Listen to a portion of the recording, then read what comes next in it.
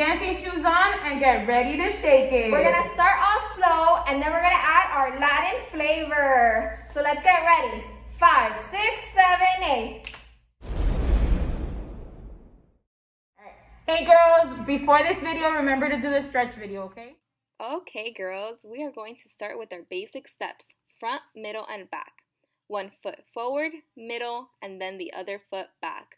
We will always come back to the same move. Make sure to move your hips and have fun with it. And don't forget to add the arms. Okay, next we are going to do the side step. All you need to do is step to one side, middle, and then the other side. So left, middle, and right. Left, middle, and right. Now we're going to do the half step. It looks a lot harder than it is, but all you need to do is step back with one foot and then with the other. Left back, middle, and then right back. Last move we will be showing you guys are turns. We are going to start off with the first step we learned, front, middle, and back. Once you find your rhythm, as soon as you step forward, you're going to add a small pivot or turn, and then back around. Replay this video as many times as you need in order to get the turns. Micaela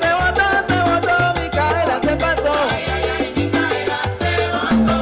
Micaela cuando baila, el bugalú arrebata.